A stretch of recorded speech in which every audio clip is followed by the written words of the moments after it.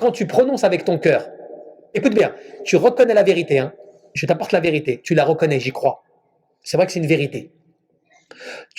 Mais cette vérité-là, tu ne la mets pas en application, tu ne l'appliques pas dans ton quotidien, tu ne la réalises pas dans tes œuvres, avec soumission à Allah Azza wa Jal et avec humilité, à l'istislam, eh bien, l'œuvre du cœur qui va faire que tu crois en Allah, tu as la foi en Allah, tu sais que c'est la vérité, mais tu ne le mets pas en application, eh bien, il n'y a pas le principe du mu'min, de croyant. Mais pourquoi?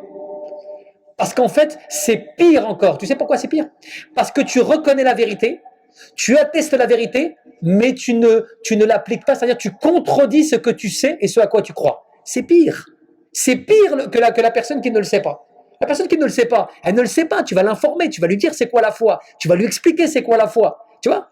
Mais celui qui sait et qui ne met pas en application, c'est pire parce que lui, il connaît, il croit. Et à l'époque de prophète, quand on te le dit, comme fait le Coran, les gens connaissaient le prophète Mohammed comme l'envoyé d'Allah sallallahu alayhi wa sallam mieux qu'ils connaissaient leurs propres enfants. C'est vrai ou pas? C'est prouvé dans le Coran. Et pourtant, cela n'a pas fait d'eux des croyants. Pourquoi? Parce que l'information qu'ils avaient et la croyance qu'ils avaient, qu'est-ce qui s'est passé? Ils ne l'ont pas quoi? Ils ne l'ont pas mis en application. Ils ne l'ont pas suivi, ils ne l'ont pas mis en application, ils n'ont pas appliqué ce à quoi ils croyaient et ce à quoi, eh bien, ils avaient la conviction. Donc, subhanallah, regardez ce que disait même Ibn Qayyim, il disait quoi? Il disait, Abu Talib, qu'est-ce qui se passait pour Abu Talib? Vous connaissez l'histoire de son oncle. Comment est-ce qu'il l'a défendu? Comment est-ce qu'il l'a protégé de sa propre personne? Il est parti se confronter à sa propre tribu, à son propre peuple, à ceux qui commençaient à monter de l'animosité à l'égard du prophète. Il allait les voir pour leur dire, vous ne le touchez pas, c'est mon neveu. Je le protégerai. Tant que je serai vivant, c'est moi, je vais le protéger. Donc, qu'est-ce qu'il croyait? Il croyait bien que la religion de son neveu était la meilleure des religions. Parce qu'elle primait la justice, l'équité, le partage, l'honnêteté, la sincérité, la dévotion, tout. Il voyait que la religion de son neveu était la meilleure des religions. Et en même temps, il savait que son neveu n'était pas un menteur, que c'était un véridique, et qu'il a toujours été connu comme Al-Amin. N'est-ce pas? Tout cela, il le reconnaissait. Il l'a défendu jusqu'à la fin de sa vie, c'est vrai ou pas? Jusqu'à son lit de mort. Et pourtant, ça n'a pas fait de lui un croyant. Pourquoi? Parce que l'information qu'il avait et la connaissance qu'il avait, il ne l'a pas mise en application. Mais pourquoi je vous raconte cela? Parce que la plupart d'entre nous, la plupart des gens, ils ne se rendent pas compte de cela et ils laissent les gens à croire des choses, à dire des choses et ils font aucun effort pour mettre en application. Mais en application parce que c'est grave. On n'est pas en train de te juger, on ne dit pas ouais t'es pas croyant, t'es ceci, on ne dit pas ça. On dit regarde les textes, ce qu'ils disent. Est-ce que tu te rends compte, tu vas te présenter devant Allah subhanahu wa ta'ala, tu dis des choses, tu reconnais des choses. Il y a des gens, des fois, tu parles avec eux, ils ont le temps, ils ont la capacité, Allah a créé l'être humain, le monde, avec la capacité que tu puisses l'adorer. Je n'ai créé les djinns et les hommes que pour qu'ils m'adorent. Donc, Allah nous a pas mis fait de dunya et tu ne peux pas l'adorer. Ce ne serait pas logique. Tu ne peux pas appliquer cela.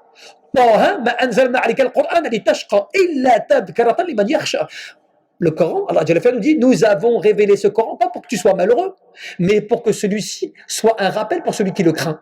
Donc Allah sait que tu pourras adorer et appliquer cette religion et l'adorer convenablement et parfaitement dans ce bas monde.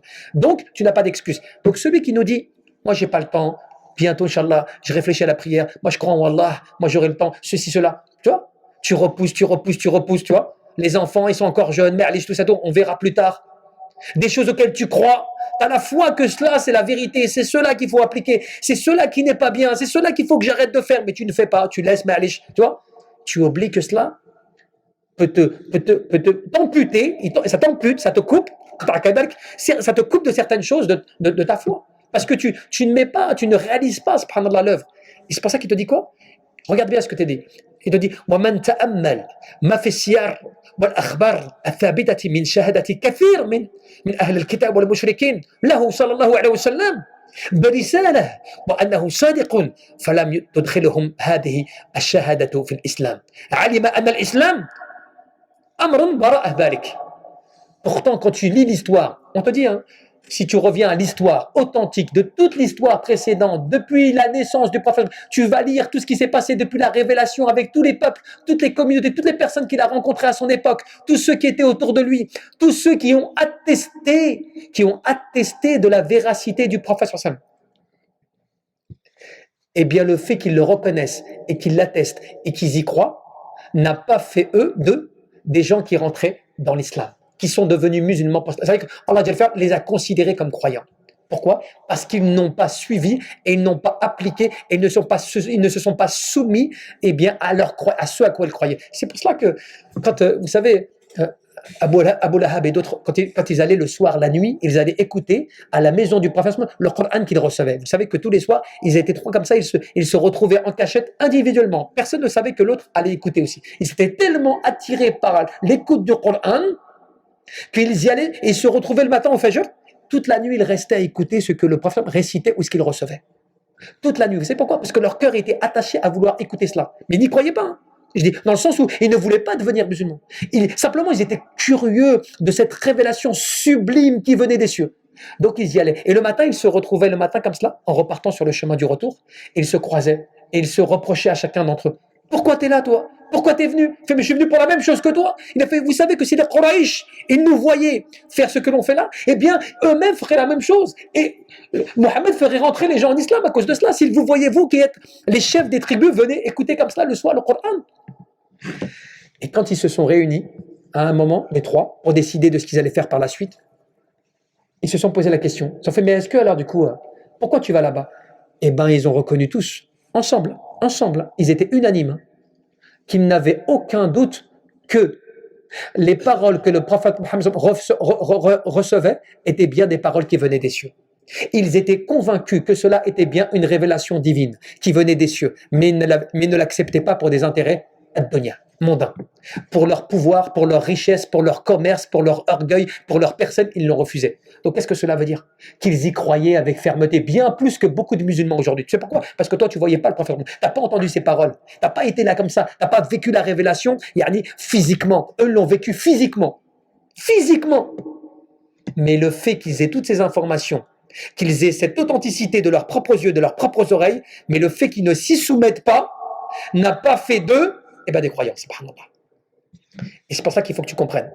وأنه ليس هو معرفته فقط ولا معرفته والإقرار فقط بل المعرفة والإقرار والانقياد والالتزام طاعاته ودينه ظاهرا وباطنا. C'est pour cela que tu ne peux pas simplement le prononcer tout seul, c'est pas valable. Tu ne peux pas y croire tout seul, ce n'est pas valable.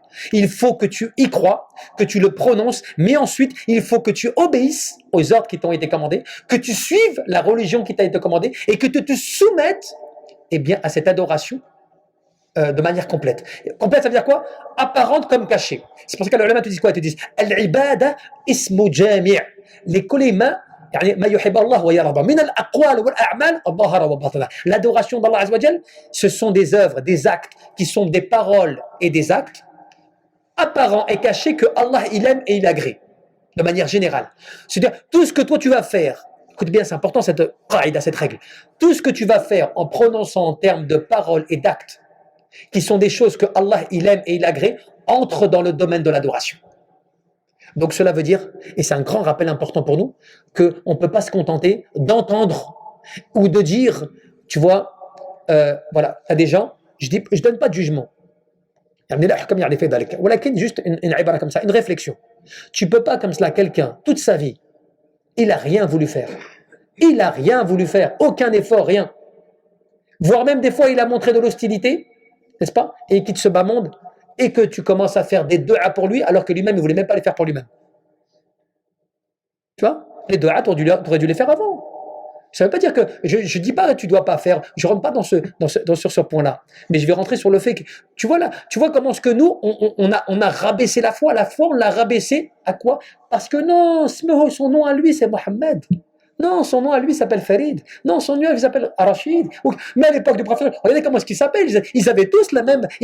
C'était des tribus qui étaient des tribus arabes, n'est-ce pas? C'est pire que nous. C'était des tribus arabes. La Quraysh, attention, le Coran, il est descendu dans la langue de Quraysh.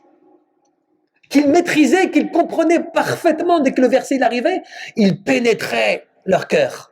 Parce qu'ils comprenaient, tu vois, les mots en soi pas, je dis pas tu vois, le sens profond, la spiritualité profonde du ayah, mais ils comprenaient, comme quand je vous parle là, vous comprenez ce que je suis en train de vous dire. Ils comprenaient parce que c'était leur langue, mais sauf que c'était au-delà en termes de qualité, d'éloquence. Mais ils savaient, donc ils étaient imprégnés par ce Coran. Et pourtant, cela n'a pas fait de est-ce que quelqu'un va dire non mais Abu Talib, tu vois, mais nous à notre époque Abu Talib, on aurait fait janaza sur les peut-être, on aurait des personnes comme ça, je parle bien. On n'aurait même pas réfléchi 2 secondes, n'est-ce pas? Tout le monde se serait battu pour dire il a fait ce que personne n'a fait. Il a défendu comme personne n'a défendu. Il a été le meilleur, même il a été le meilleur. Allah il pardonne tout le monde. C'est vrai, on aurait pensé comme cela. L'être humain il est comme cela. Ben, regardez la vérité, le haq, qu'Allah vous mentionne dans le Coran, dans l'histoire authentique, de la biographie du prophète, que vous avez comme preuve qui vous démontre, attention, c'est pas parce que tu vas dire quelque chose, que voire même tu crois en cette chose, que voire même tu as l'information certaine de cette chose, que tu es. Que pour cela, tu l'es. Non, tu le seras quand tu vas te soumettre et quand tu vas mettre en application et que tu vas suivre cela avec obéissance et soumission à Allah. Là, à partir de là, tu feras partie vraiment du socle authentique, véridique de celui qui croit en Allah subhanahu wa ta'ala. والله أعلم.